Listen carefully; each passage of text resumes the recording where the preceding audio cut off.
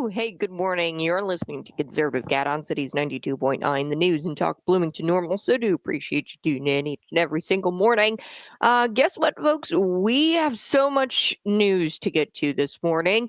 You can text me 309-451-9299. Be a part of the program. You can also find me on YouTube, find me on Rumble. We've got so much to get to. I do want to start with Ted Cruz absolutely just demolishing this witness. Her name's Kelly Robinson. She's like a human rights activist. I don't know. She's just annoying. And Ted Cruz had enough of her, and he said, "You know what? I'm going to use basic common sense. I'm going to use some logic here. Why even have women's sports? Why do they even exist if we're going to allow men in women's sports?" So I'm going to play this clip of Ted Cruz absolutely demolishing this woman with the just basic logic. And like I said, the liberals, they don't have facts, reality, and truth on their side. They have to distort language, and they don't have the reality on their side. And when basic logic or common sense is used, they just cannot compute, right? That's what liberals do. And this is exactly what Kelly Robinson did when she was confronted by Ted Cruz. I also want to talk about this lawsuit Trump has announced against this Iowa pollster. He said it was fraudulent. It was election interference. Yes, I said that at the time when Iowa, there was polls that were coming out that had Trump down like by 13% or something like that. And I was like, okay, this is straight up a last-ditch effort to try to interfere with the election. And Trump, he has announced a new lawsuit. I also want to get to this. This is explosive this morning. This is the top news of the day. District 87 and Unit 5 looking at placing a tax hike on your ballot. Show up tonight at the school board meetings. And both at District 87 and Unit 5. This is incredible, especially after Unit 5 just hiked your taxes, not but like a year ago or two, and they had a question on the municipal ballot, the consolidated election to raise your taxes. Remember when, all the kids, they won't have their extracurricular activities, they won't have their sports program. This is what Unit 5 was threatening. And they got more money from you because you bought into the lies. And now they want even more money for you. These people are very, very greedy. And I'm going to get to why these people do not deserve any more of your tax dollars. Not only are the kids not proficient in things like math and reading, but there's also a decrease in enrollment. There's not even that many kids, right? I mean, I don't understand how you can justify stealing more taxpayer dollars when your enrollment is decreasing and decreasing every single year. I don't get that. Plus, administration has ballooned, not only in Illinois, but across the nation when it comes to these school districts. Your property taxes are going up. There's an increase in the property tax levy, McLean County. Majority of your property taxes go to schools, so they're already getting a tax increase from you this year. And then they want to place another one on your ballot? Come on. And they're doing this, and they're having the school board meeting tonight. It's, the week before Christmas. People, they're counting on you being busy. That's why it's on the agenda tonight at both of these school board meetings tonight. They're counting on you not noticing. They also want to put it on the consolidated election ballot because people don't show up to vote. Historically very, very low voter turnout, and they're going to get their unions to get out there and vote, the teachers union, and they're going to get that vote out, and you are going to have to foot the bill. And I'm getting pretty sick and tired of it. These schools are rabid. There is no reason why they need more of your tax dollars because you keep spending more and more and more, but the kids are getting dumber and there's less kids enrolled. I don't understand where the money is going. Oh, wait, yes, I do. Administrative costs. We're going to get to all of that here on Conservative Cat, but first I want to talk about Ted Cruz, and I'm going to play this clip. According to the left, sex and gender are two different things. That's according to the left. But also according to the left, trans women are women. I don't understand how you could say trans women are women. Trans women are women. I thought sex and gender are two different things. Also, according to the left, women's sports exist. So I don't know. It's unclear as to why it exists when trans women are women, and no one seems to be able to determine what a woman actually is. They want women's sports. They want there to be two separate categories, the left, men and women's sports. But yet, trans women are women. And what is the defining factor here? What they still want these categories, men's sports and women's sports. If they want these two categories, then who fits into this category? Just people who identify as women? Take a listen to Ted Cruz here. He just destroys this witness with basic logic and common sense. It does not take a lot to beat the left at their own game. They're not beholden to any kind of logic or reason or truth, facts, reality. So this is why Ted Cruz was it was so easy for him to demolish this woke witness who couldn't define anything she claimed to defend. She's defending women. She can't even define what that word means. What is a woman? I'm trying to get a yes. Hold on, let me get this fixed up for you. This is Ted Cruz. Here we go. Yes or no? I'm not trying to get a yes or no. I'm not trying to get a speech. Is there a difference between women and men? I think that there are definitions for biological sex. Okay, so you're not answering that. Let me ask you this question then. Why do women's sports exist?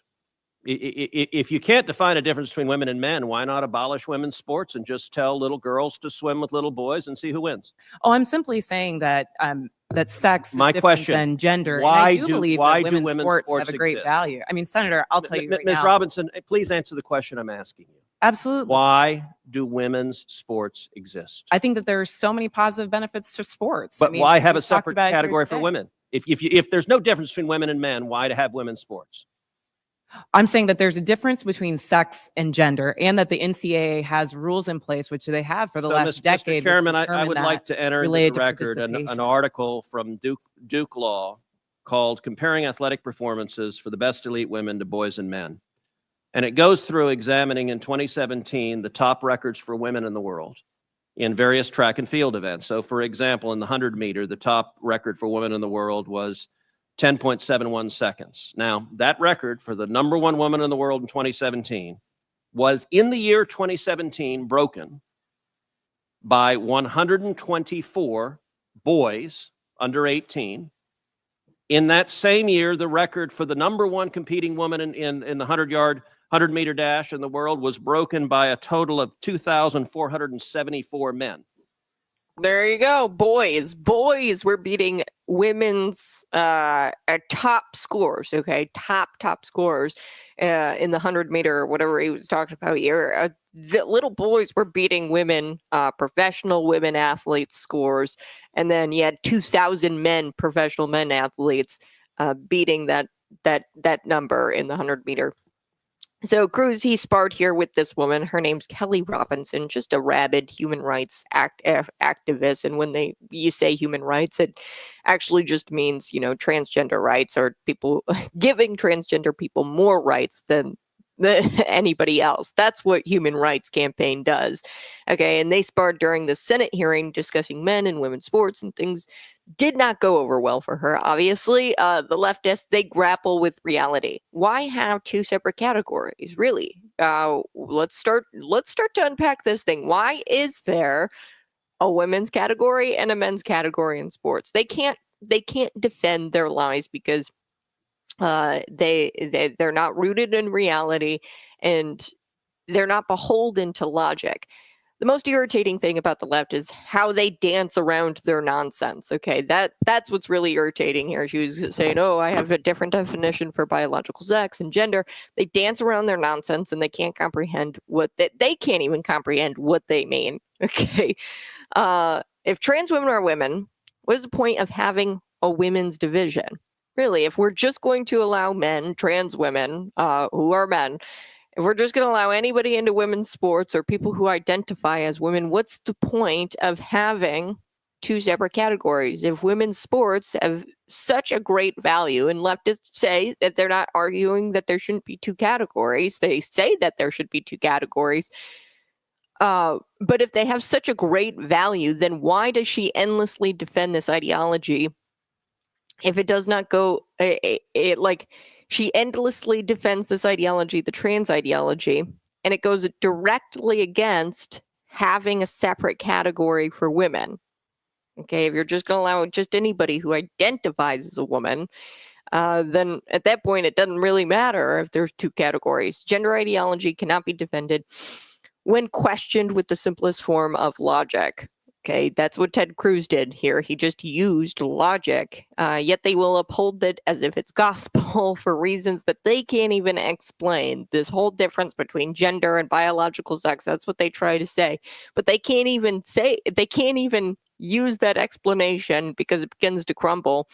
And the worst part is that the left dances around these questions because they know how immoral the real answer would sound. Okay, if she could really answer Ted Cruz's questions here, she would say, yeah, I don't think that there should be, because we don't live in a binary, right? This is what the left would say. We don't live in a binary, and I don't think that we should have definitions or we should define people as men and women at all.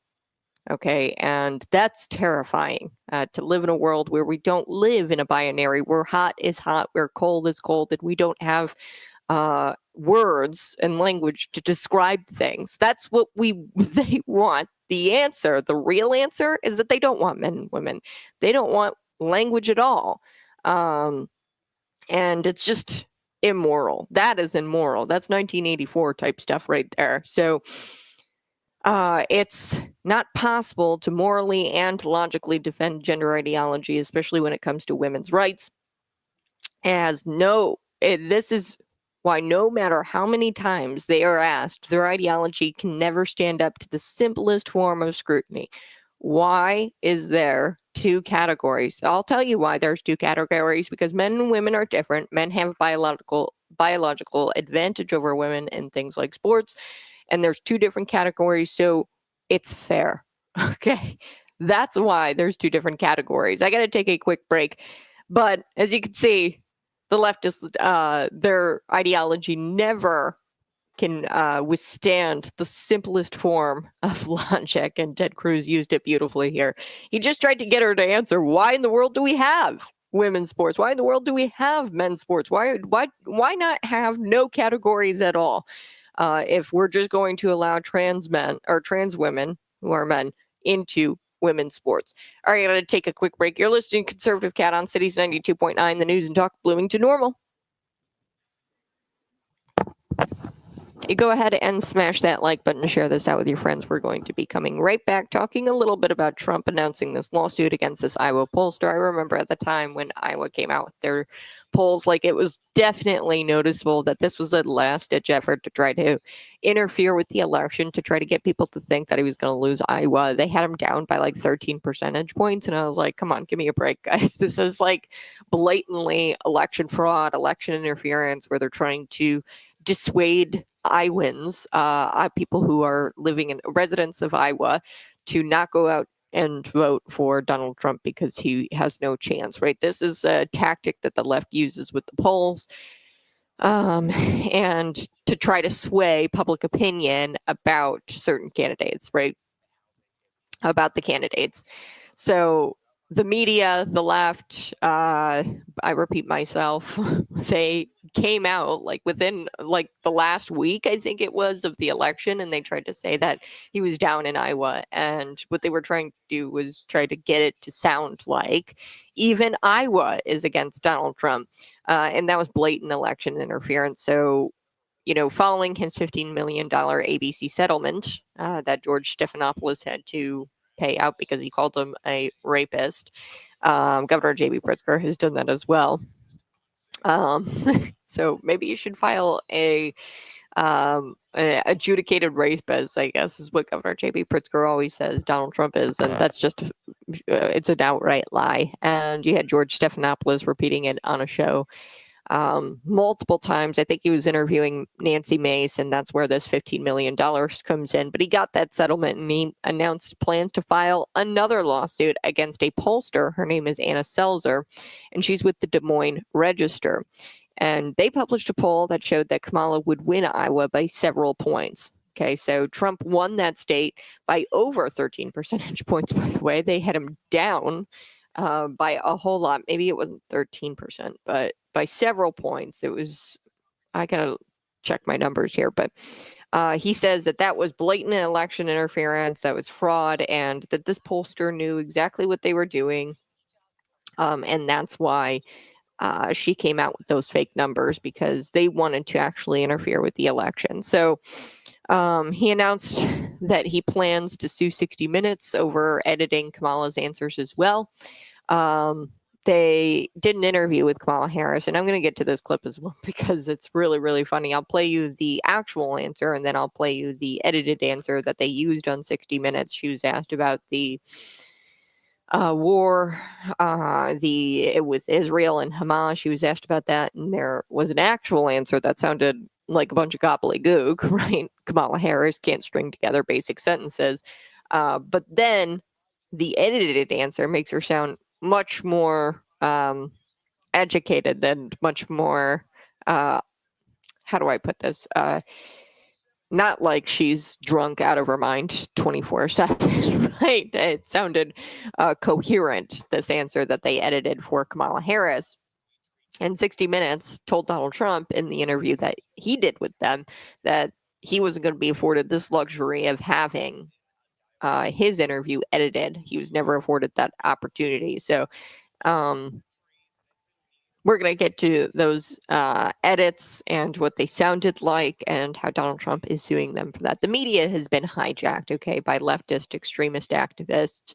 And all of these interferences, I would be cool with it if it wasn't the status quo. This is like the norm now for the media to manipulate and edit interviews with a candidate to make her look better, okay? That is the norm of the media, where they do this kind of stuff all of the time, or they knowingly publish fake polls to try to sway public opinion about candidates. They do this all of the time, and it's been going on for a long time, and I'm glad that somebody's finally starting to do something about it, filing lawsuits against the media, and that's the only way that they're going to straighten up, if they are held, or if their feet are held to the fire. So I don't even understand what the point was to pretend that Kamala Harris had a chance in this state. I don't know if they actually believe voters are that stupid to not think that Donald Trump was going to win Iowa. But I think that they really they believe voters are dumb, and they thought that if they pretended Kamala Harris had a chance in Iowa, that for some reason voters would be like, I can't vote for Donald Trump. Everybody in Iowa, or my neighbors, are probably voting for Kamala Harris. I'll vote the same.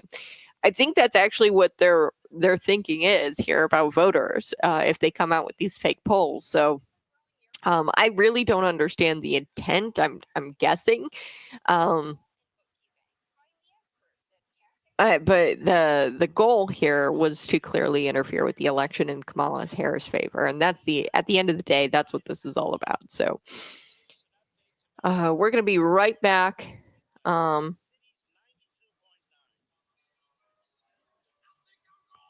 I also want to talk a little bit about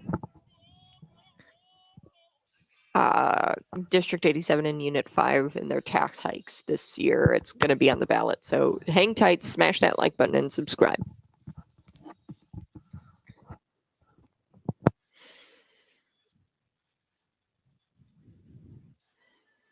Woo! Hey, good morning. It's Conservative Cat on Cities 92.9, the news and talk Bloomington Normal. So do appreciate you tuning in. Before we took the break, I was telling you a little bit about Ted Cruz absolutely demolishing this one with just basic common sense. Her name is Kelly Robinson. She's the Human Rights Campaign president, and there was a Senate hearing. They were discussing men and women's sports, and Ted Cruz just asked her a very simple question. Hey, why are there two categories? Why are there two categories? Why is there a men's category in professional sports?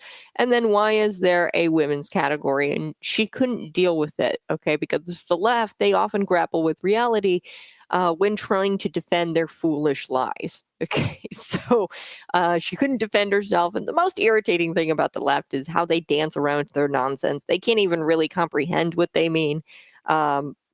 But if she could have truly answered, I think that these people really don't want men and women. They think that we live in a non-binary world, which is just silly because we understand that there is hot water, there is cold water, there is sunshine, there is night. Okay. And there is, we live in a binary. There is green for go and there is red for stop. Okay. We live in a binary. Our mind works in a binary, and these people want to do without that, without language. They don't want us to be intelligent. They don't want us to do things for ourselves. They don't want language, which is very 1984 Orwellian and kind of scary. So the truth, if she were to actually answer truthfully, I think it would scare us all. She didn't answer truthfully, but I think that if these leftists could really say what they actually wanted, it would freak us all out. We'd really understand how immoral these people actually are, because they don't want to live in the same world that you and I want to live in. They want to live in a world where we don't have any language at all, and we're just robots who do whatever the government says, good little plebs that do whatever the government wants us to do. So I do want to talk about this story. This is a lawsuit Donald Trump has just announced. Now, this is following the $15 million settlement, the ABC settlement. ABC, the same network that has The View, the ladies from The View. They air that show. But ABC, George Stephanopoulos, he actually had to pay some of that $15 million out of his own money because he lied about Donald Trump. During an interview with Nancy Bass, he talked about how he was a rapist or something, and he repeated this lie multiple times.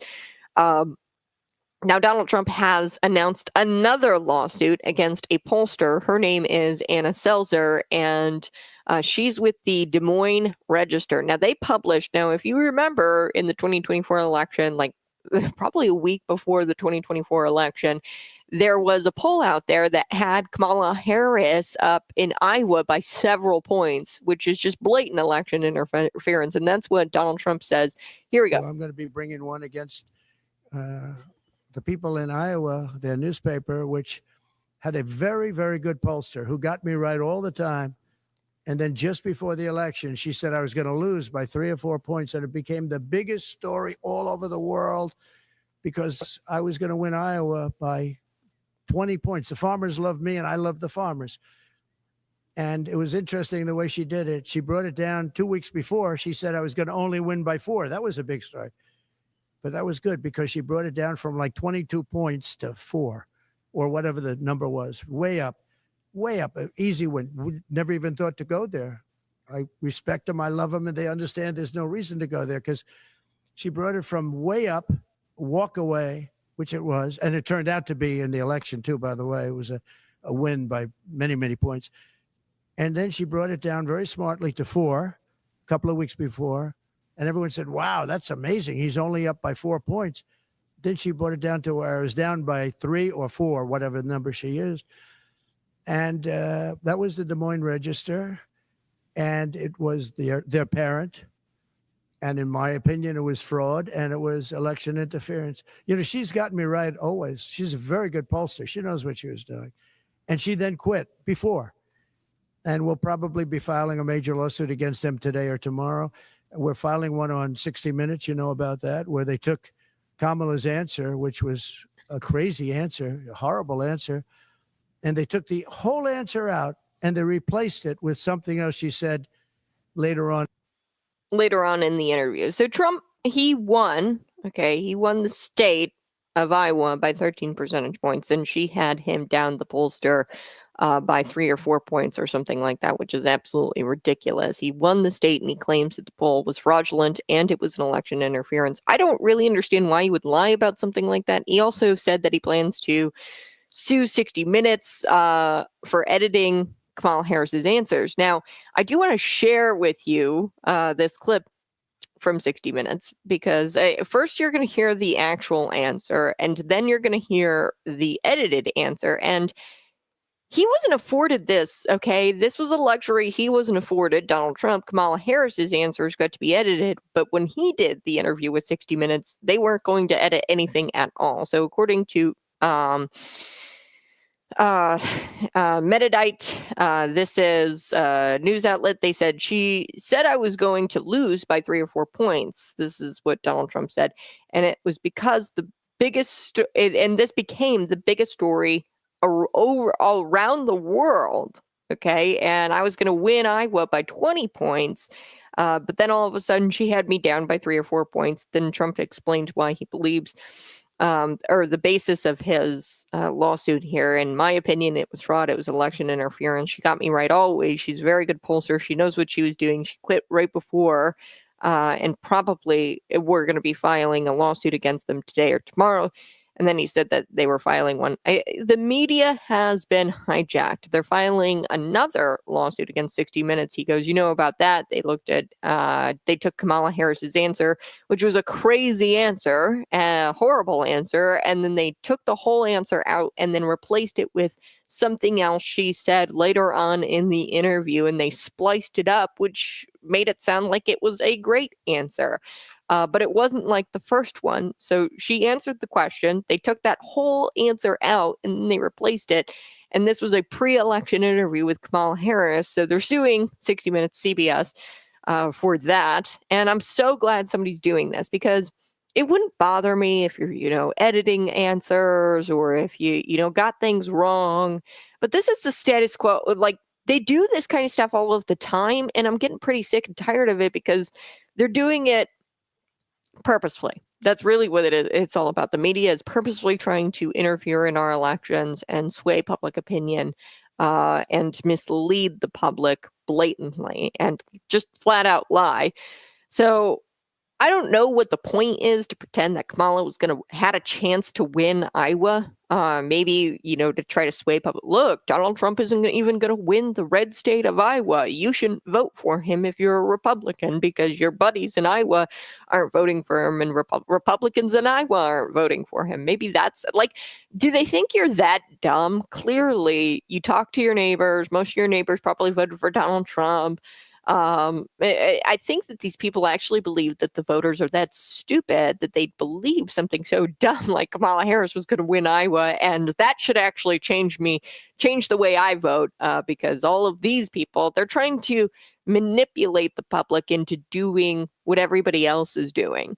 Okay, so it's kind of like when you're in school and the cool kid, comes to school with a new backpack and it's a fad and they want that, you do it or you get the new backpack because everybody thinks that that's cool because the popular kid is wearing it. That's what they think that this is about. And that's not how people vote.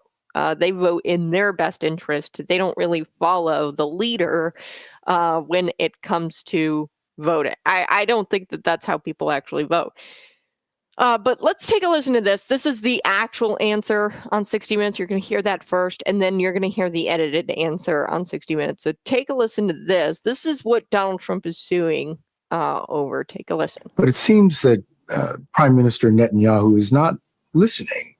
Well, Bill, the work that we have done has resulted in a number of movements in that region by Israel that were very much prompted by or a result of many things, including our advocacy for what needs to happen in the region. But it seems that okay, so now you're going to hear the edited answer. That was the actual answer, which I can't really comprehend. I don't even know what she was really saying there, but here's the edited answer. Prime Minister Netanyahu is not Same listening. question, but they edited. We're not going to stop pursuing what is necessary for the United States to be clear about where we stand on the need for this war to end.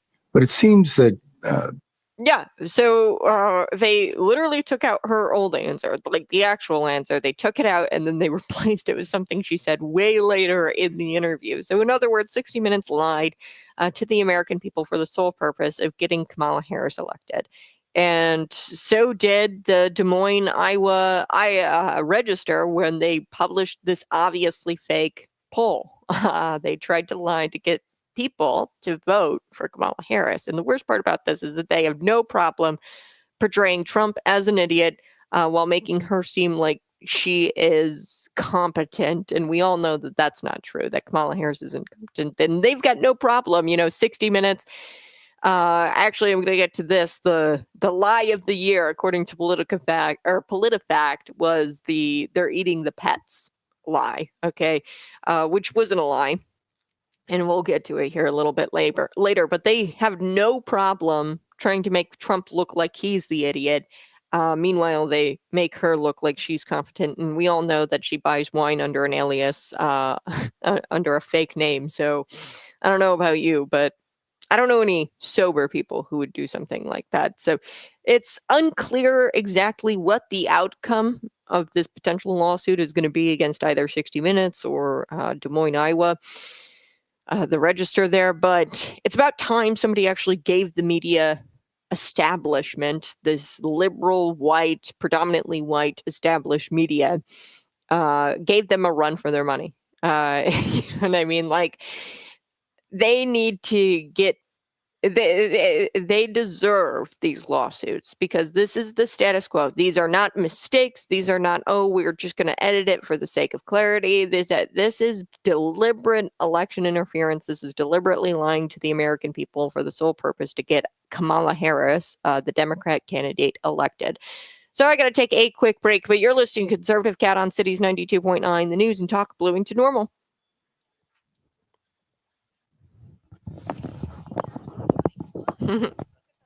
Yeah, the only states that she won were states with no voter ID laws, and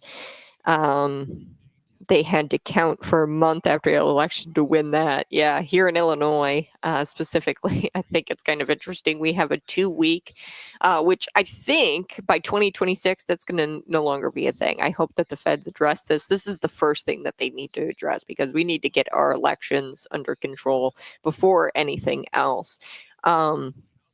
But you've got these no voter ID laws, and she only won in those states. And then, not to mention, to even win those states, so the state of Illinois, I think that Donald Trump was way closer to winning Illinois than he was. It started out where he was within like 9 points of winning the state of Illinois, which was really, really close. Obviously, that lead, Kamala Harris's lead, grew within this 2-week period here where we count votes for 2 weeks after the election, because that makes sense. But yeah, I think that he was much, much closer. There were a couple of things that went on in Illinois, a few counties. And I've talked about it extensively here, where you've got people showing up to vote early, and then they're like, oh, our machines are down. Let me take your ballot and stuff them into a box. I promise that we're going to count your vote after the polls close today. We'll take them out of the lockbox, and we'll run your ballot ourselves through this machine. Okay, so there were several instances like that across the state. And I don't know about you, but that sounds really, really fishy and odd. And, oh yeah, the machines are down. We'll take care of it. We'll take care of it. We'll run your ballot through the machine. So if there were instances like that, I bet Donald Trump would have won the state. I'm going to be honest with you. If there were instances like that, or instances where you had people, their mail-in ballots sent to them with the wrong return address on them. So, you send the mail-in ballot, people want to mark up their mail-in ballot, and then the return address is to a different county. For McLean County, it was a return address to Monroe County. If you didn't have instances like that, most likely, I don't know, I think that Trump probably could have won. Definitely makes me question if Trump would have won had there not been so many mistakes in Cook County. I think there was a race, actually, where they blatantly left off an entire candidate, like their bubble. Like, you couldn't even vote for this person because the bubble was gone. So I think that there's plenty of election interference, just blatant election interference, where you have machines that don't work, bubbles that are on the ballot, wrong return addresses, all of these mistakes that could lead to votes not being casted. So, yeah, I'm glad Donald Trump is doing something about it. It'd be one thing if because I could afford the media mistakes. I could afford the media a mistake where, they mess up a poll, or they splice an interview, and they kind of edit the interview to make it sound like Kamala Harris does a little bit better, just for clarity for the audience. But that's not what's going on here. This is consistent.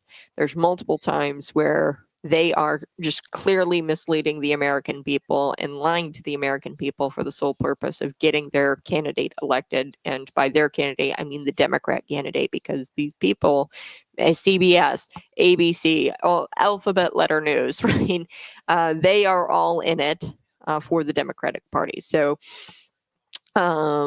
I do want to talk about District 87, Unit 5. We're going to be talking about how this election on April 1st, which most registered voters don't even know that there's an election on April 1st, but this is a very low voter turnout. Like, there's not a ton of people who come out in the consolidated elections. This is why District 87 and Unit 5 are capitalizing on that, right? On that low voter turnout. They always get their questions on the ballot in consolidated elections. Unit 5 did that. They tried to get it on the general, and then the electorate, they said no for the Unit 5 tax hike back then. Unit 5 just got a tax hike. I forget how much that was for. Let me look. I want to look up how much that was.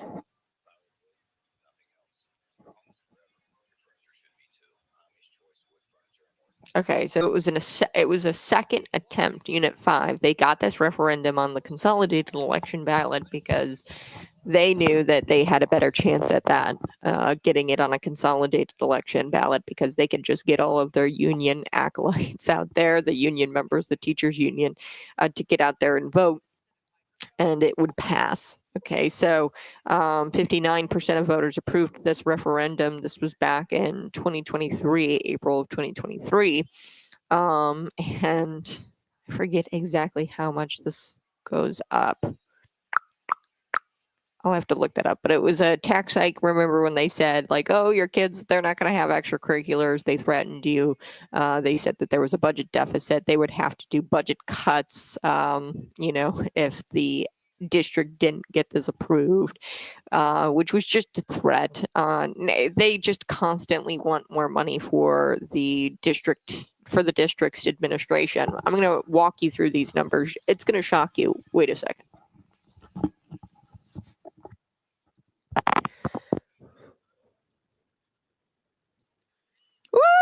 Woo! Hey, good morning. You're listening to Conservative Cat on Cities 92.9, the news and talk Bloomington Normal. Before we took the break, I was telling you a little bit about Donald Trump and how he's going after 60 Minutes and CBS in a lawsuit. He's also going after the Des Moines Register, which is a newspaper who published that fraudulent poll, blatantly fraudulent, and hopefully this is proved in this lawsuit and in this case that Trump has. Where they were blatantly trying to interfere with the election. They were trying to get Kamala Harris elected. Both 60 Minutes and this Des Moines Register, they knew that he was up in Iowa, but they said that Kamala Harris was up because they wanted to try to convince the American people that everybody was voting for Kamala Harris in Iowa. Look, even Republicans are voting for Kamala Harris. Why would you vote for Donald Trump? Right? That's how dumb they think that you are, that you would actually go out and vote for Kamala Harris just because everybody else is doing it. That's not how people vote. They vote in their best interest.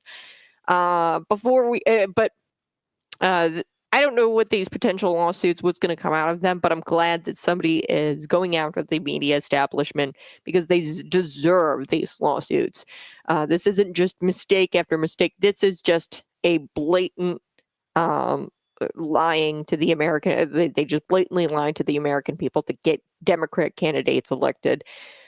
I do want to talk about this. This is going to be on your ballot April 1st, probably. So there's a vote tonight at District 87 and Unit 5, I guess, which is wild to me because voters just approved for Unit 5 to get more taxes from them. Remember when they were like, we're going to have to do budget cuts. We're going to have to make it to where the kids can't go to soccer practice. We're going to cut all of our extracurriculars, right? If we don't get this money, we'd have to experience painful budget cuts. Please don't do that to the kids, right? And they begged you for money, and you voted yes on that tax referendum in April of last year. They're doing another one, okay? These people are greedy. District 87, they're going to have it on this ballot because we know voter turnout is low. Okay, just like the Unit 5 tax referendum that you just approved in April of 2023, that was their second attempt. They had it on the general election ballot and they lost because there's more voter turnout in general elections than the consolidated election. So they get these tax hikes. It's very sneaky. They try to get these tax hikes during the consolidated election when most people don't show up, or most registered voters probably don't even know there's an election on April 1st. So District 87, they're going to vote on this resolution tonight, and they're going to place this tax hike on your ballot for April 1st, 2025. They're directing the regional superintendent of schools to place a 1% retailer's occupation tax and service occupation tax to be used for school facilities, security, mental health services. And this is a proposition to the voters for the consolidated election. So they're passing a resolution to get something on the ballot. According to BLN News. Now, this is incredible. If we examine the numbers, okay, numbers don't lie. Let's examine these numbers, shall we? District 87 enrollment has declined from 6,528 students in 2018 to 6,120 students. They've lost about 400 students in 2024 within just we're looking at 4, 5, 6 year time period. They've lost about 400 students. That's a 6.2% decrease in enrollment, okay, over the course of 6 years, okay. So they're losing kids. They're losing enrollment, but yet they need more money. This is despite this loss of enrollment, they're spending more per pupil. The spending per pupil has surged by 42.6%. So $11,802 in 2019. That's how much they were spending per pupil. So each kid is getting about $11,000 or over $11,000 in 2019. Now in 2024, per pupil, kids are getting $16,830. What? That's insane. You're spending so much money per kid. I don't get it. I don't get it. The total district expenditure has grown from $73 million in 2019 to $92 million. They're spending $92 million. That's a 25% increase in 2024. So in 2019, it was $73 million. They're spending $92 million in 2024. These figures raise serious concerns about the district's fiscal management and whether additional revenue is truly necessary. Yeah, I'd say so. Okay, you're spending way more. You got less kids. You're spending way more per student, although you've got less kids. It's wild to me. Furthermore, this is what's really crazy is that they're increasing the property tax levy 8%. This year's proposed 8% property tax levy increase adds to an already heavy burden on homeowners. Okay, your property taxes are really, really high. They're increasing your property taxes. A lot of those property taxes, people don't know this, a lot of your property tax bill, it goes directly to the schools, okay? It goes to the schools. The lion's share of that property tax bill goes to the schools. On top of that, they want to pass this tax hike, the 1% or whatever, retailer's tax, service tax. They want to pass that on the ballot here. And on top of all of that, your home assessed value has gone up probably by 19% this past October. So your home's assessed value is going up and up and up. So you're paying way more into your property tax because your property value goes up. And they're increasing the property tax levy. I mean, the message is so clear here. Higher taxes are coming, and I don't know what the hell these people are spending it on. We know in McLean County there's a duplicate, and I want to see this. I want to see this be addressed immediately. Why in the hell are there two people who are environmental supervisor or environmental health supervisor program supervisors? There's two of them. Okay. And Unit 5 is doing the exact same thing. They want to fleece more money out of you too. So they're doing the exact same thing at Unit 5. It's absolutely insane. So I've got to take a quick break. We're going to come back. I've got more numbers for you.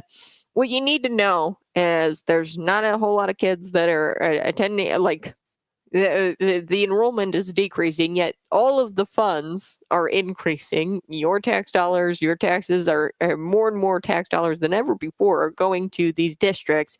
The kids are dumber. The proficiency rates suck in math and reading. So it's not like we're training up the next Einsteins of the world. Okay, I'm sorry, but the numbers don't lie here. The proficiency rates suck. I don't even care. Okay, let's, for argument's sake, they'll say, oh, the proficiency rates went up this year. They still suck. Okay, like, less than half, I think, of kids can read at grade level. I'll have to look those numbers up, but they're touting, oh, it's better than it was last year. They still are terrible. So I'll be right back. You're listening to Conservative Cat on Cities 92.9, the News and Talk Bloomington Normal.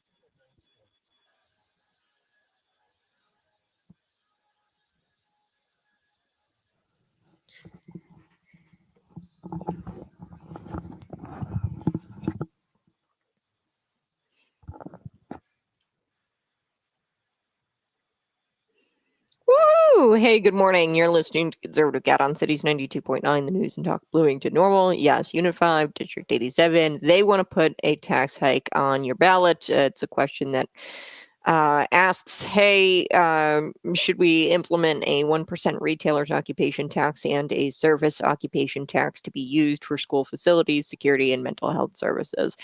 I was telling you before I took the break, I mean, these kids, they're not proficient. Okay. Now they'll tout, hey, you know, from 2023 to 2024, it's gone up 4%. Okay. So the proficiency rate for District 87 for language arts, like for English language arts, okay, ELA, it went up to 21.6% of kids in the district, 21%. Okay.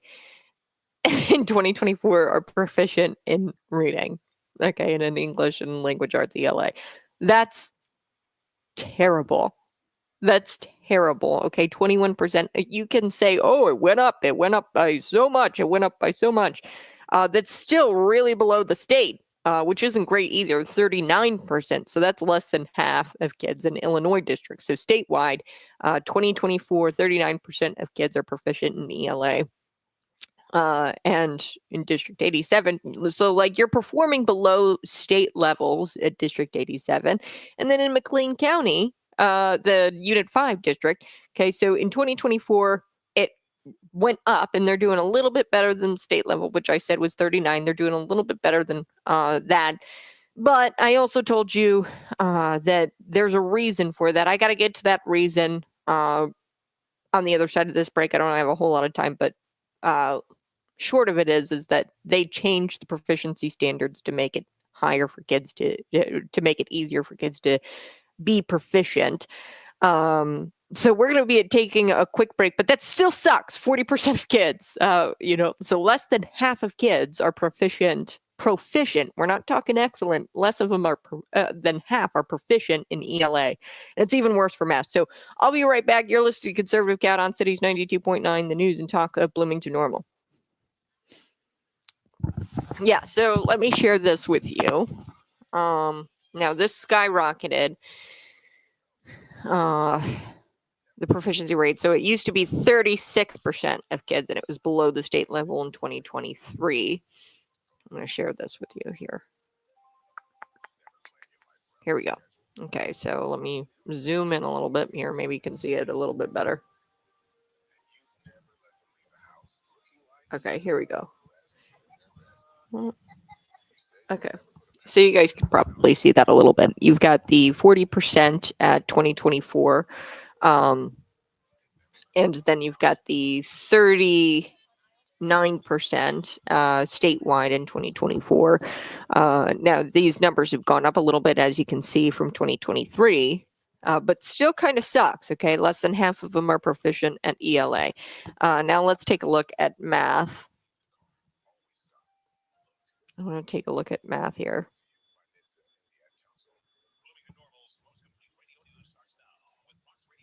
Okay, so we've got math here. Let me try to zoom in a little bit. Are we on? Yeah, we're on Unit 5. This is Unit 5. So math, no change, really. 28% proficient in 2020. So like the kids are not getting any smarter, but yet they want more money. Okay, you could probably argue for ELA, it was a little bit different, but like I said, the state changed the standards, okay, to make it easier for kids to test proficient, and it kind of boosted these numbers up a little bit. Still, not great. They're performing a little bit higher than the state level in mathematics. They've got 27.9%, maybe a little bit better. Still really sucks mathematics. Okay, in ELA, it's slightly better than it was the previous year, slightly better than the state proficiency rate, but still sucks because guess what? When let's really take this for what this is. This means less than half of kids in the district are proficient. We're not talking about excellent, in proficient in English language arts. Okay. We've got 28%. So 30% of kids are proficient in math. Okay. So let's take a look in District 87. Okay, so here's District 87's numbers. Now, this is mathematics. Okay, so it went up a little bit in 2024.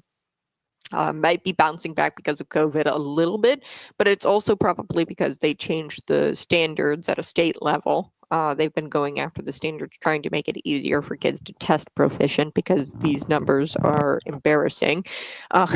So the state kind of passed something. I think it was the literacy plan. I forget exactly what bill number it was, but it was a bill and it kind of adjusted the proficiency standards here in the state to make them weaker so that way kids could be seen as proficient. So that's why a lot of these have gone up.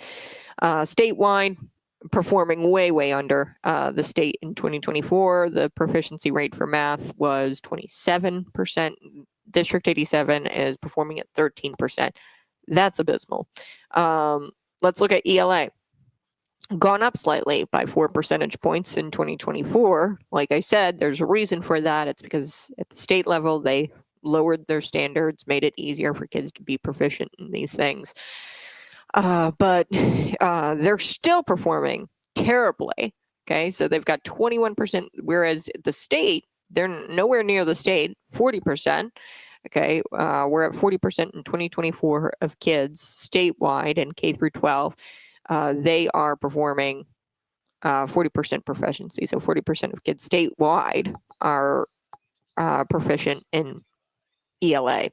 And then you look at it at District 87, 21% are proficient in ELA. So this is the report card. And yet they're going to continue to ask you for more money. And it's just, it's so sad because you're being robbed. Okay. You've got, I'd be curious. I could actually probably look through these. Graduation rate. Yeah. Baloney. You got 77% graduation rate, but none of them can do math at grade level. Give me a break. $17,000 per, this is District 87, $17,000 per student you're spending. Total expenditures, $92 million. Let me look at the administrators. I want to know how much they're spending on administration. Or how many administrators that they've got. Maybe it's district environment. I'd have to play around with these, but yeah, it's just they're spending so much money on administrative costs. So like your superintendents, your principals, and all of that. I'm going to go back to the proficiency here and keep that up so that way you can see here. We're going to be right back. You're listening to Conservative Cat. Smash that like button and share this out with your friends.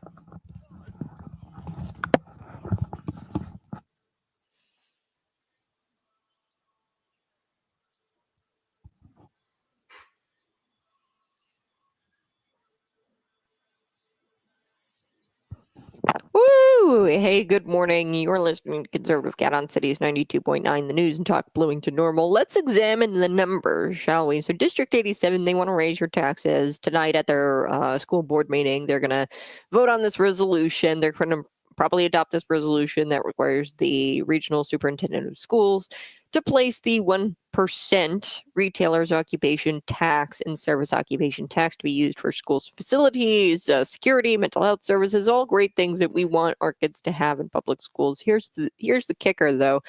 You've been doing this for way too long. They have a spending problem. Their expenditures have increased by 25% since 2019. Okay, it went from $73 million they were spending to $92.6 million in 2024. That's a 25% increase. Their spending per pupil has surged. Okay, they're spending more per pupil than ever. Okay, and their proficiency rates still suck.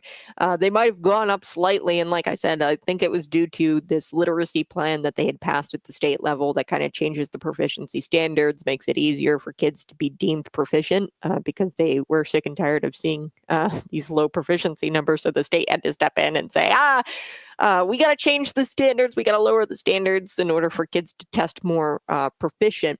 But I was looking at that. It still sucks, the proficiency rate. So I'll start with District 87 because this is laughable. I like so comical. They've got at the state level 2024 students K through 12. Okay, in Illinois, just in general, Illinois students, 27% of Illinois students K through 12 are proficient in mathematics. Okay, you want to know what they are at District 87? What's the proficiency rate at District 87 for mathematics in 2024?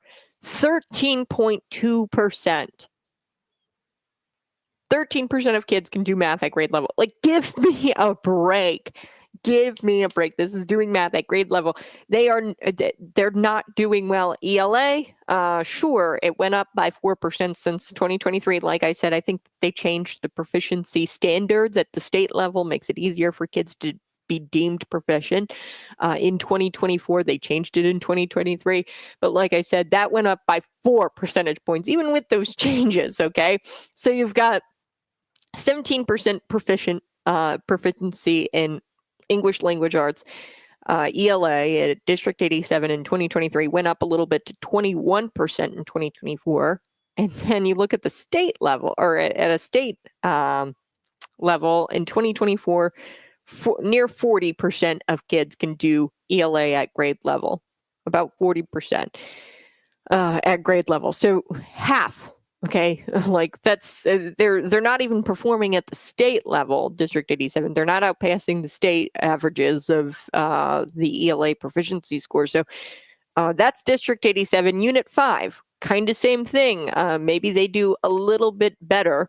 I want to share this with you. Here we go. I'm on YouTube, Facebook, Twitter, Rumble. You guys can see it there. I'm not lying to you. This is all numbers from the Illinois Report Card. Publicly available information. Okay, so for mathematics, we're going to look at 2023 and 2024.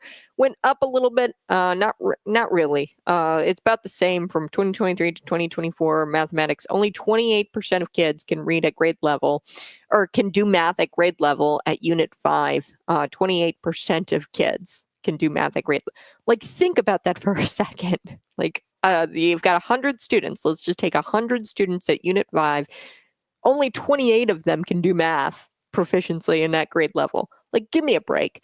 And that is slightly better, not really, than the state numbers. So across the state, K through 12 students, they can do math at 27% proficiency.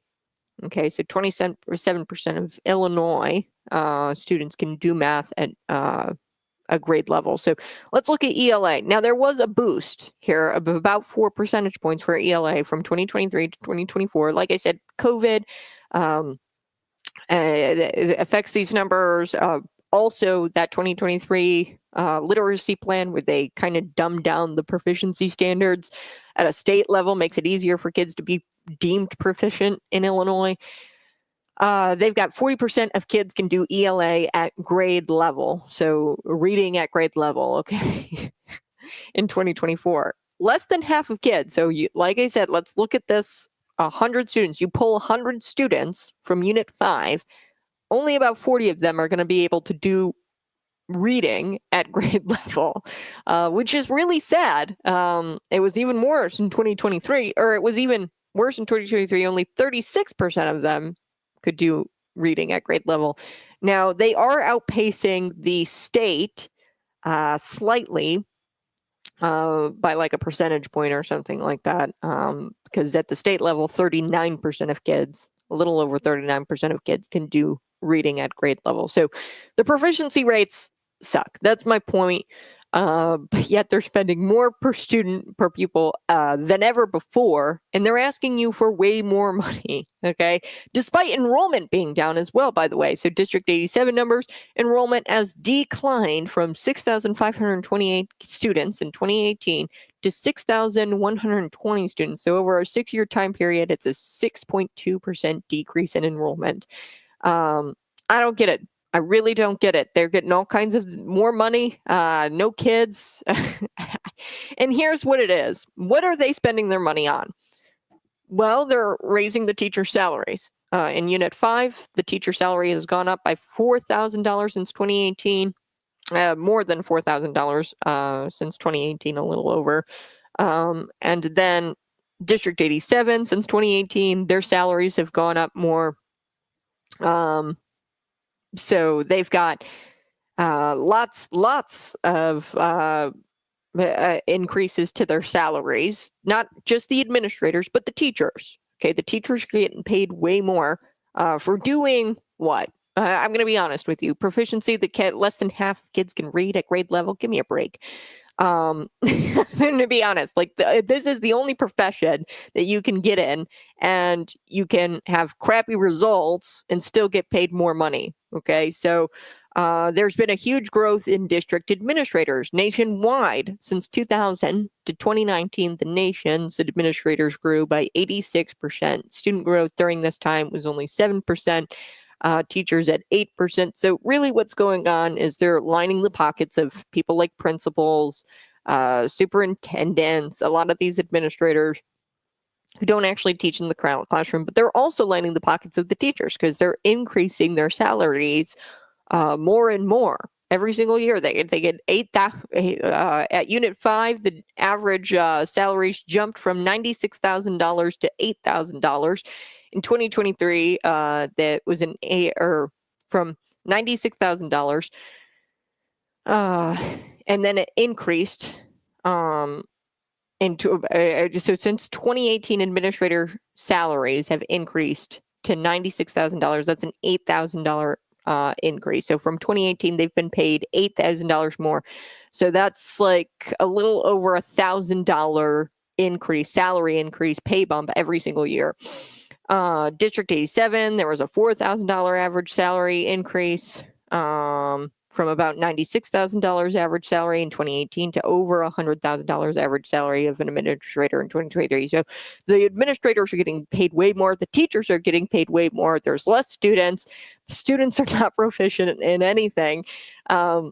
So according to Illinois policy, from 2014 to 2018, student enrollment at Illinois K through 12 public school districts fell by 2%, reflected by a nearly identical percentage drop in those districts' total teachers during that time. So, yeah, I mean, there is no reason why these districts need more money. And like I said, furthermore, you've got this property tax levy increase in McLean County, which is going to increase it's going to be a heavy burden on homeowners already. And a lot of those property taxes are going towards the schools. So you're already paying a ton in property taxes to the schools.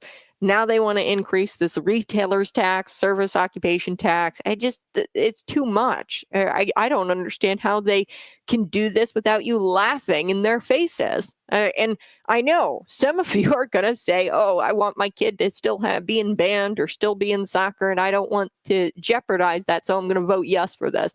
Don't fall for it. They're going to count on you being busy this Christmas, not to go to this meeting, speak out against this taxation. And they hope that you don't notice that they put this on the ballot. They put this on the ballot in the consolidated election because they know the voter turnout is low. They think you're dumb. You're not dumb. Don't let them get away with it. Don't let them steal money from you. All right, I do have to talk a little bit about San Francisco. They just appointed an obese weight stigma and neutrality consultant. Yes, so she's obese herself, and she's the weight stigma and neutrality consultant. San Francisco, the city of San Francisco actually did this. Early in the show, I was talking about PolitiFact. They named their lie of the year, and of course, they ignored Biden's lies, and they gave it to Donald Trump. They said Donald Trump's lie of they're eating the cats and they're eating the dogs, which isn't actually a lie, by the way. They said that was the lie of the year. I'll tell you what the lie of the year was. Joe Biden saying that he wasn't going to pardon his son, but he did. And in fact, gave him an 11-year, over a decade, just sweeping pardon for crimes he committed years ago, 11 years ago. So we'll be talking about that. Plus, I do want to explore this Madison shooting. There's a lot of lies out there. I want to provide you the truth about this Madison school shooting that happened. It was so tragic. It was at an Abundant Life school. It was like a Christian school in Madison, Wisconsin. So I'll be right back discussing that news next here on Conservative Cat Cities 92.9, the news and talk of Bloomington Normal.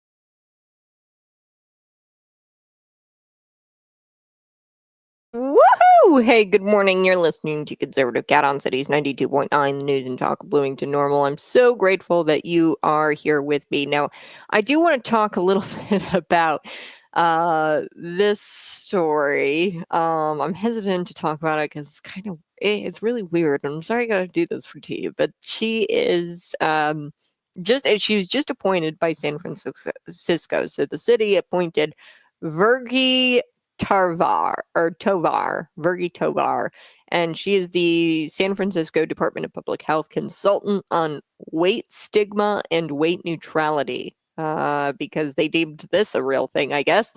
The city doesn't believe that dealing with their zombie apocalypse, people are literally look like zombies walking around high on fentanyl. The drug epidemic is super important to address there in San Francisco, but they're not addressing any of that. Instead, they appointed this woman who is the weight stigma neutrality consultant.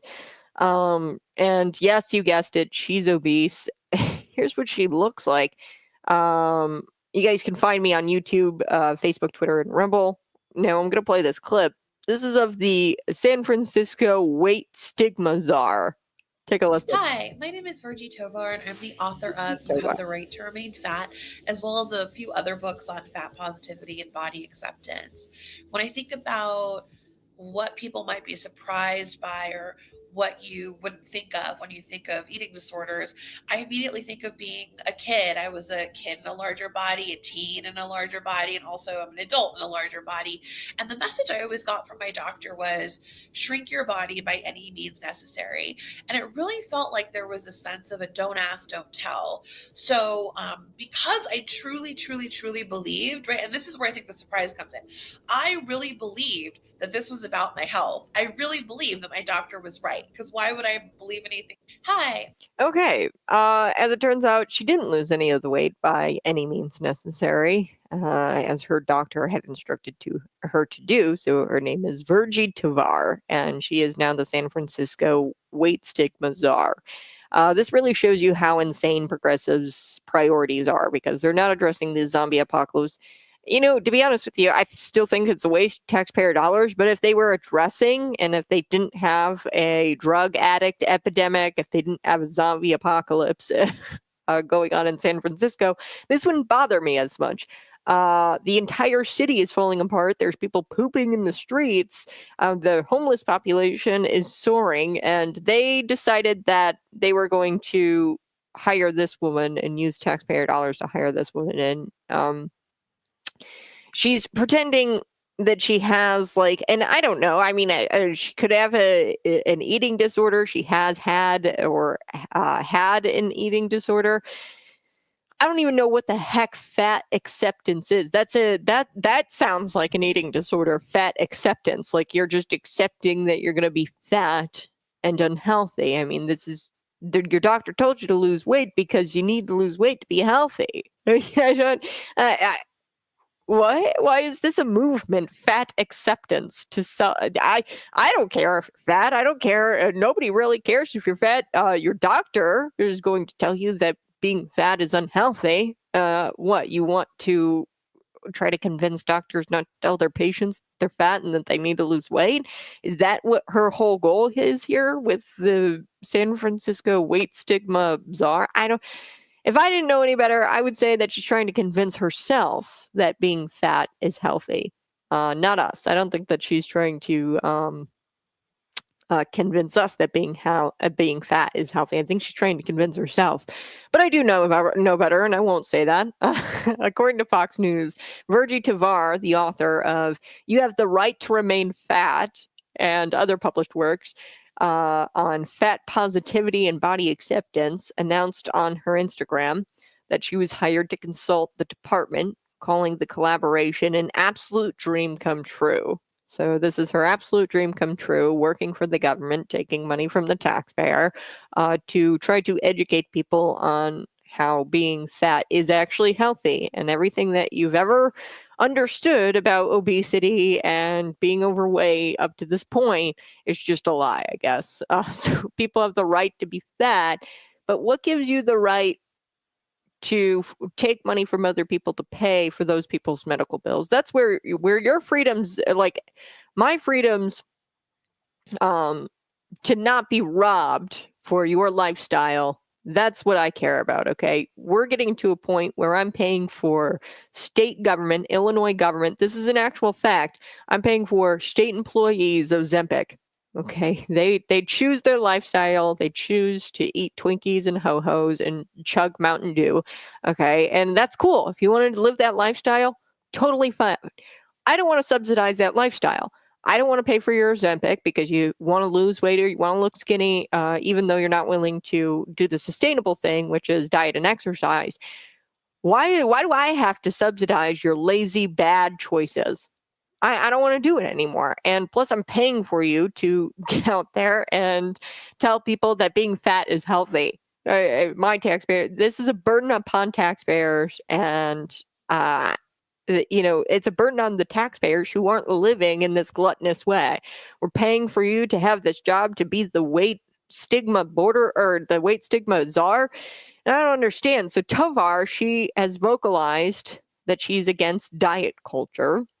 Okay.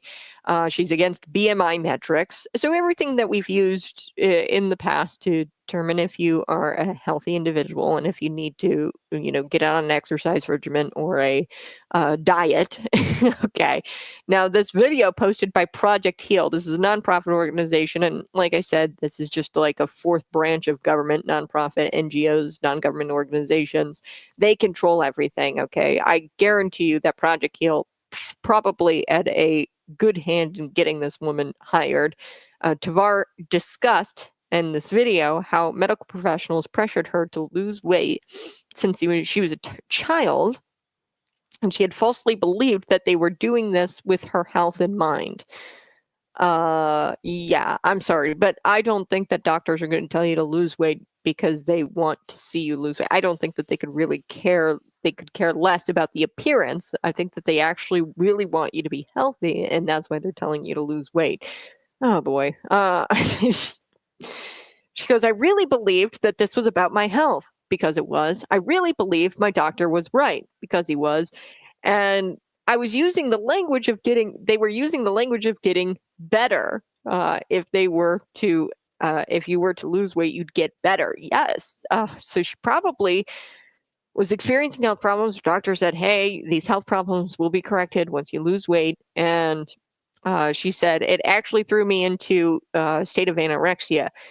I highly doubt the doctor told her to not eat at all. Okay. I'd imagine most doctors, most medical professionals will get you on a strict diet regimen and saying, hey, you can't eat 7 meals a day. You can't eat Ho-Hos. You can't drink Mountain Dew. You can have a chicken breast with a cup of broccoli for dinner. You can have some eggs in the morning, and that's about it. Okay. Like, he didn't tell her don't eat at all. Okay. In July, Tovar here posted that she conducted a weight bias training for unidentified government workers. This is what they're doing with your taxpayer dollars. This is what they're doing on taxpayer paid time. Okay, you're paying them for them to be there to do the people's work, and what they're actually doing is participating in weight bias training. This is complete baloney. And she shared 4 tips she taught to help decrease the stigma around food and bodies at work. Give me a break. Give me a break.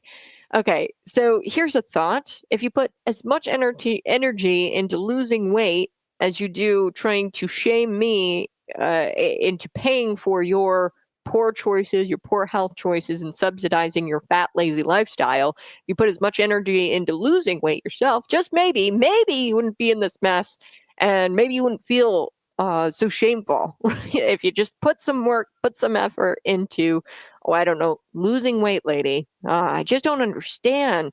And I understand it's a struggle. It's not easy. It's not like super, super easy. You have to put effort into it. But this woman is putting so much effort, like conducting weight bias training for government employees.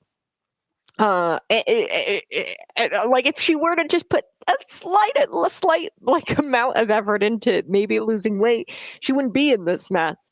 So it's truly pathetic, and it's pathetic that the government kind of condones this behavior. And it's a waste of tax dollars. I mean, that's just what this all boils down to, complete waste of tax dollars. And the fact that officials will do everything in their power to keep people fat proves all you really need to know about government incompetence, okay? They want you fat, they want you to be quiet, and they want you to be unhealthy. And these people can get more stupid if they tried hiring people like this. This is just ridiculous. All right, I got to take a quick break, but we're going to get to PolitiFact, because I guess PolitiFact, their lie of the year, they dubbed this lie of the year they're eating the pets. So Donald Trump, when he said that during the debate, hey, they're eating the pets, they said that was the most consequential lie all year. PolitiFact. Yeah, not the lie that Joe Biden tells. The lies he tells all the time, like, oh, I don't know, pardoning his son when he said he wasn't going to pardon his son. That was a consequential lie. There's plenty of lies that were worse than this, and it wasn't even a lie. Okay, I could actually prove it right now. I'm going to do it on the other side, that this isn't a lie. They were eating the pests, the Haitians in Springfield, Ohio. So let's take a listen. We're going to be right back. You're listening to Conservative Cat on Cities 92.9.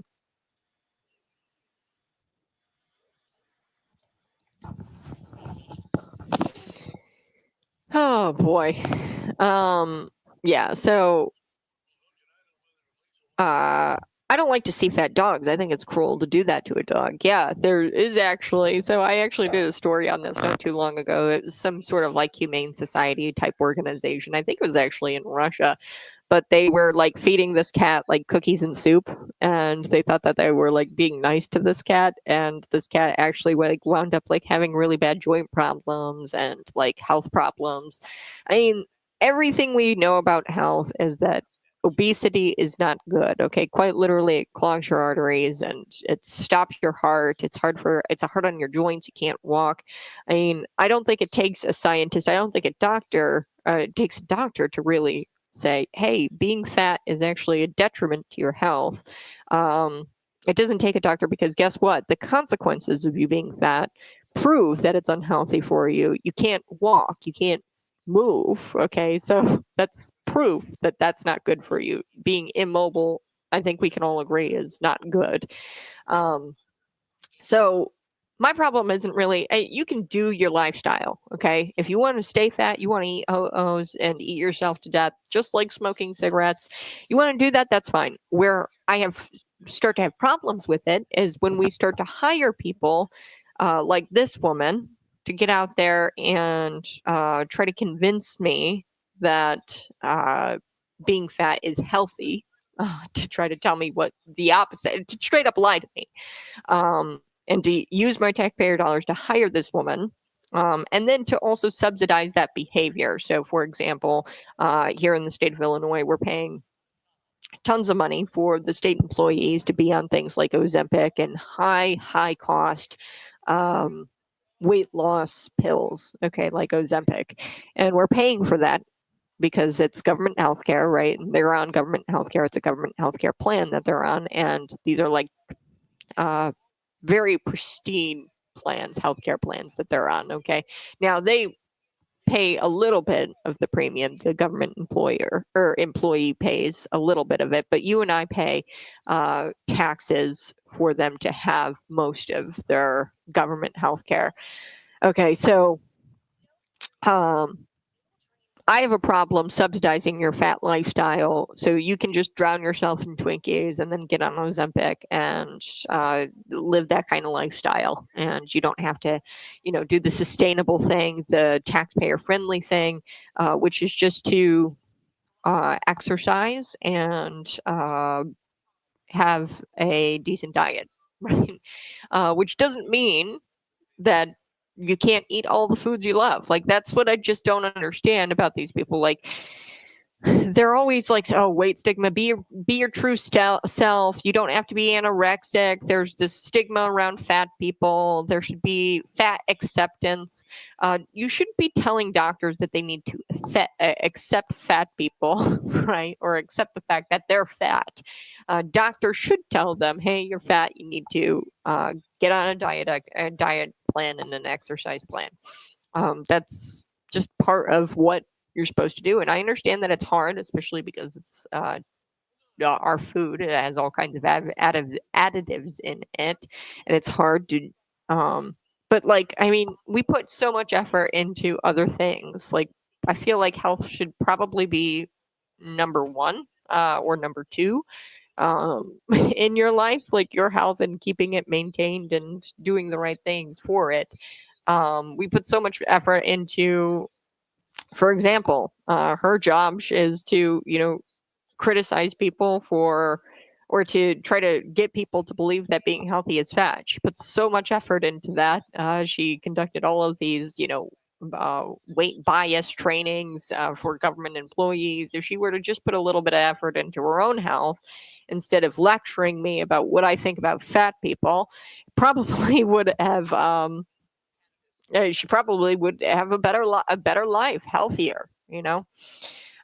Yeah, dogs, cats, they shouldn't be feeding them like way too much. I mean, we do have a pretty fed cat, but I could probably nip it in the bud. He's 20 pounds. We have like a buffet style for the cats where they just kind of come and eat whenever they want. But we made it to where he's got to jump up for his food. It's kind of tough. I could easily change it. We've got 3 cats, so it's kind of hard to do feedings all at once. And cats, unlike dogs, are kind of tough to train, so I can't train them to not eat out of the other's food bowl. One cat will eat like a little bit of food. The other cat will come over and eat the food. And I'm like, how do I train you guys to not eat out of each other's bowl? So we just have one big bowl and we keep it kind of filled.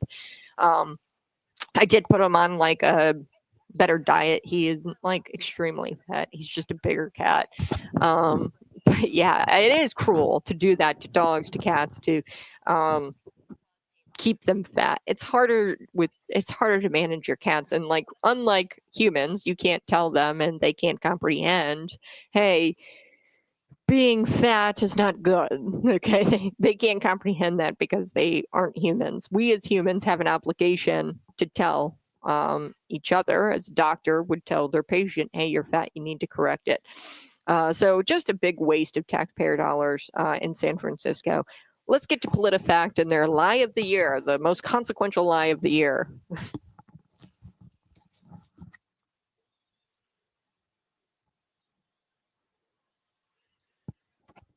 Woo! Hey, good morning. You're listening to Conservative Cat on Cities 92.9, the news and talk Bloomington normal. I so do appreciate you tuning in each and every single morning. Now, before we took the break, I was telling you about the weight stigma, weight neutrality czar.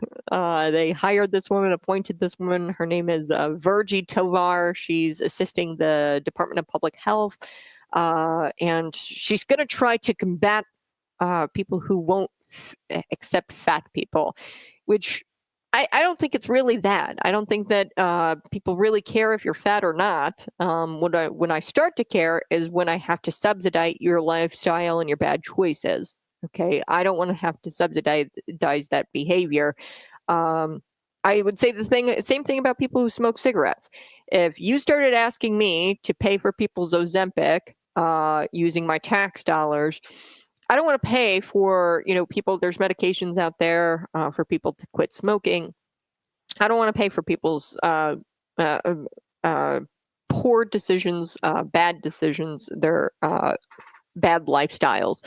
Okay, so if you're going to drown yourself in Mountain Dew and eat a bunch of ho-hos, okay, and then you want to get on Ozempic and use my money to do it, no thanks. And, if you want to drown yourself in Mountain Dew and eat Twinkies, Miss Borders, or Miss, I keep saying that, Miss Weight Stigma Neutrality Czar, Weight Neutrality Czar. If you want to keep doing that, or if you want to keep doing that and then get paid with my taxpayer dollars to lecture me on how I need to accept you, that's where I start to get really peeved off. So it's not so much that you're fat that I care. It's that you're forcing it down my throat and you're taking my money to force it down my throat, if that makes sense.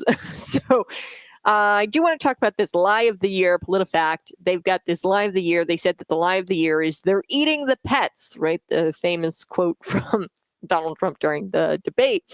And here's the thing. This isn't a lie. I don't even really want to pretend like this is a lie. For argument's sake, I guess I'll say it. I would say that even if it was a lie, it's not the most consequential lie, because it definitely didn't cost him the election. It's not that consequential, obviously, because it didn't cost him the election. He won. And I wonder if a lie is a lie, if one believes a statement to be true and it's intended to inform rather than to deceive, regardless of if it's factual or not, is that still a lie? Because Donald Trump believed statements from Springfield, Ohio residents were true. Now, if they were actually factual, we don't really, we actually do know. I mean, I would say that more people coming out, more witnesses that have come out and said that, hey, the Haitians, the illegal Haitian immigrants are taking the cats, they're taking the ducks, the geese out of the park, and they're eating them. And if you have 20 people who say that, but one city manager who says that's not happening, I'm going to believe the 20 people who say that that's happening over the city manager, or over the police chief, or whoever's there that says that that's not happening. I'm going to believe the eyewitness testimony. Okay, whether or not it's factual, but there are facts here, and it's pretty clear that there is evidence. There's more than enough evidence to say definitively that there is a group of people out there who are eating pets. It's not a lie. So take a listen to this. Is this a lie? Here we go. Cats in it with the Haitians. They said they was eating them. Actually? Yeah. Not fake news. Not fake news. So a van was collecting cats and eating them. I watched it happen, yeah. Watched them get pulled over with the cats and admit to the police that they was eating them. You're not joshing with me. No, I'm almost 50 years old, buddy. No. You don't mess around. No. So there you have it. They fact checked him on that because of some letters that they got somewhere from a city manager saying, well, we don't believe that's true. Do you think the city manager is going to go out and say, well, that's what's happening? Here's who is saying it. The Attorney General of the state of Ohio. This came out today. Dave Yost is the Attorney General for the state of Ohio, and he accused the media of ignoring evidence surrounding those claims in Springfield that they're having their pets abducted and eaten. The Attorney General of Ohio says it's real. At over 100. The Attorney General of Ohio says it's real. So PolitiFact, I don't even know if you could really call this a lie. Definitely not the most consequential lie. So there's another video here I want to get to. This is a woman, the woman in it, is she telling a consequential lie? PolitiFact, I'd be curious what you'd have to say about this woman and what she talks about here. Let's take a listen. Here we go. What I'm about to tell you, but after researching, looking into it in Ohio, I actually have people out in Ohio. It turns out that there is accuracy to this story. So Springfield is a small town in Ohio. 4 years ago, it had about 60,000 residents. Under Harris and Biden, 20,000 Haitian immigrants were shipped to Springfield, Ohio. The Haitians, and I'm not saying all of them, but some of them are literally going to parks, how we feed the ducks or whatever. They are taking ducks and cutting their heads off and taking them home to eat them, to cook them and eat them. There was a neighbor that was missing her cat. She couldn't find her cat. One day she came home from work. As soon as she stepped out of her car, looked towards a neighbor's house where Haitians lived, and saw her cat hanging from a branch like you do like a deer when you're field dressing or butchering. And they were carving the cat up to eat.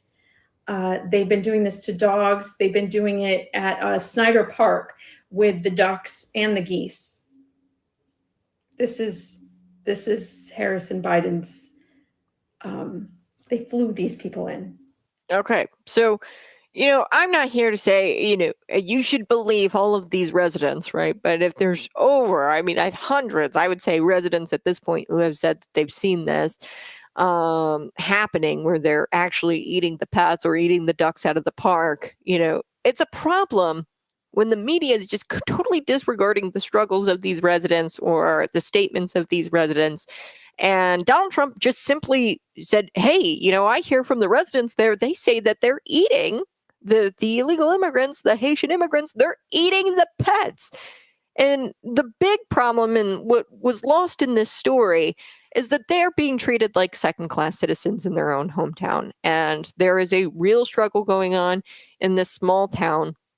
They're forced to take on the world's problems at its own expense, regardless of its wishes. Their hospitals are full.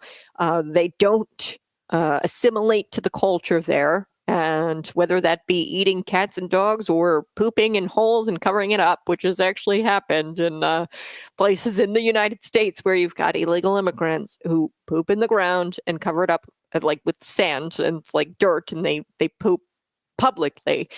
Okay, so they're not assimilating to the culture. That's a real problem they're struggling with. The hospitals, the schools, they're all full, and they're taking on the world's problems at its own expense, this little town. And the fact that the media bash them as if they're nothing more than conspiracy theorists. All of these residents who say they're seeing this, where they're going around in vans and picking up people's dogs and cats, we're going to treat them like conspiracy theorists, enemies of the people, although they're being treated like second-class citizens in their own hometowns. And we couldn't care less about reporting the truth. Whatever the city manager says goes.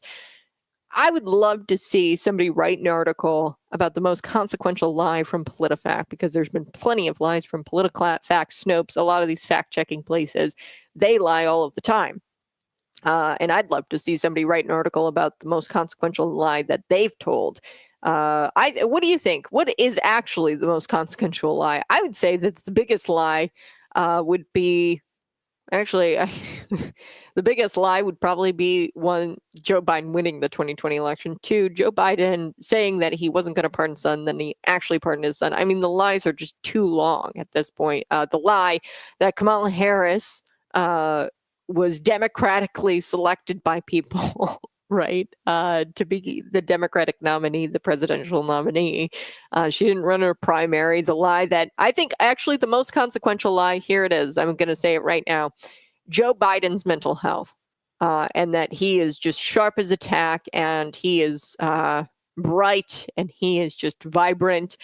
That is the most consequential lie of 2020 and beyond. The most consequential lie of 2024 was, oh yeah, Joe Biden, he's sharp as a tack, that one. No dementia at all. No cognitive decline at all. That is a big lie, and probably the most consequential over the last 4 years, because it's led to wars in the Middle East. It led to the Russian-Ukraine conflict.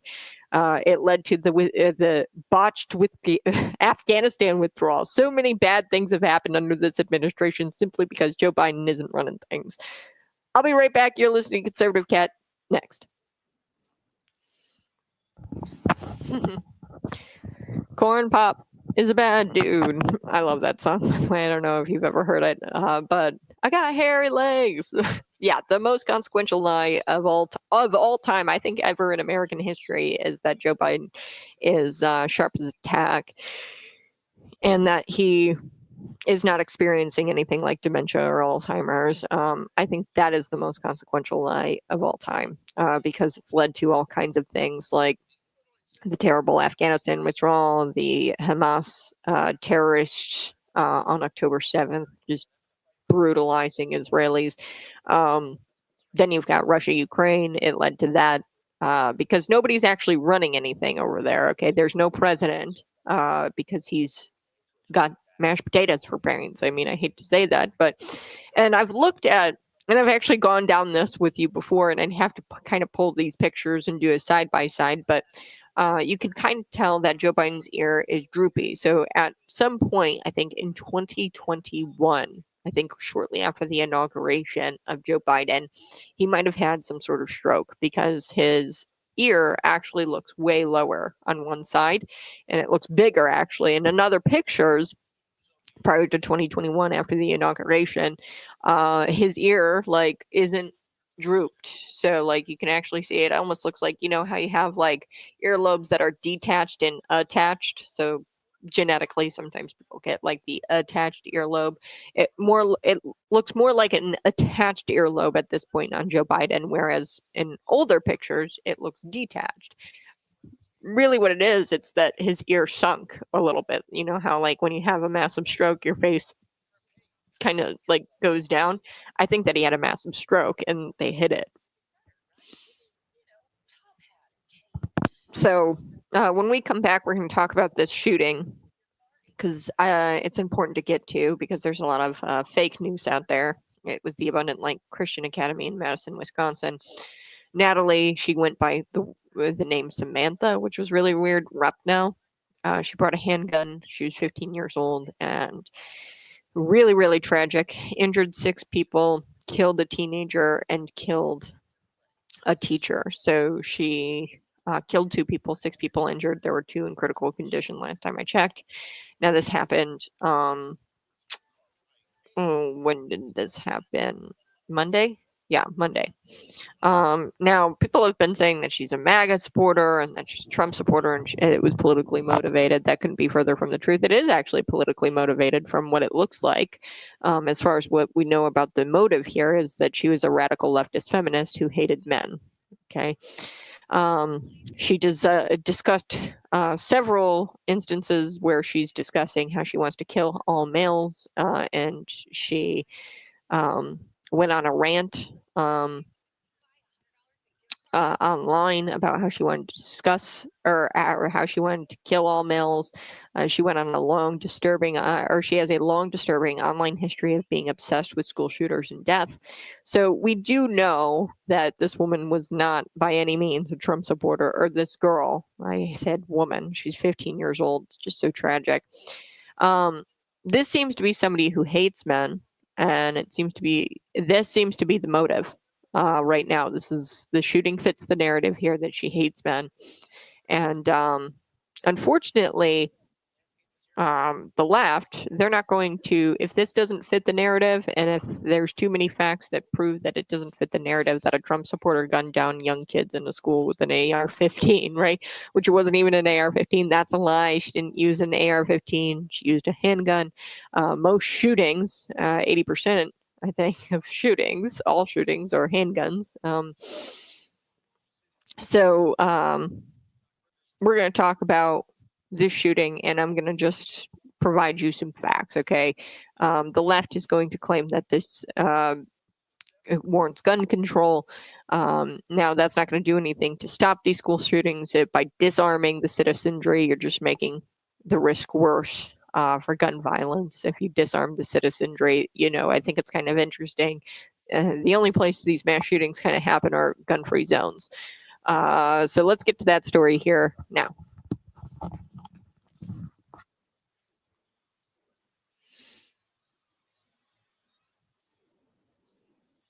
Hey, good morning, Sidhu. Appreciate you tuning in each and every single day. I wanted to wrap up the show with this story. It's a little bit heavy lifting, but I've seen a lot of lies, and I waited about a day or so to report on this. 15-year-old Natalie, she was also called Samantha. There's rumors that she's transgender. That's not true. She went by the name Samantha, which was kind of odd, but her real name is Natalie Repnow, and she brought a handgun to the Abundant Life Christian Academy in Madison, Wisconsin. And the public is yearning for details, according to the Washington Post. They are still searching for a motive after a student at a private K-12 Christian school killed a teenage student and a teacher, and then she injured 6 others on the campus on Monday. So, today's show, I want to bring you the truth because there's a lot of fake news out there, and the left, they didn't deem, of course, with Luigi, or Luigi, is his name Luigi? I gotta look up the United Healthcare suspected a CEO killer, right? They didn't call for gun control after that shooting because it didn't fit the narrative, right? They're going to be calling for gun control because of this. We already have Tammy Duckworth out there calling for gun control. Bottom line, we don't really know anything about the motive, but we do know that she expressed online that she had a desire to kill all males and that she was a radical feminist. She also has a long, disturbing online history of being obsessed with school shooters and death. Very disturbed individual. And, I think that this is a manifestation of someone who has been coached and trained to vilify men. Okay, by the feminazis. She has been coached and trained to vilify men, and she went out there with the intention of killing people from that demographic. So they're going to call for gun control. There's also lies out there that she didn't use an AR-15. She used a handgun. Most shootings are with handguns. A lot of shootings are gang related. Young black kids in Chicago or inner cities shooting each other. The left will try to claim that this shooting could have been stopped with gun control. That's not true. Most shootings happen in gun-free zones. If they weren't gun-free zones, most likely these shootings probably would never happen. Disarming the citizenry causes there's a greater risk for gun violence when you disarm people.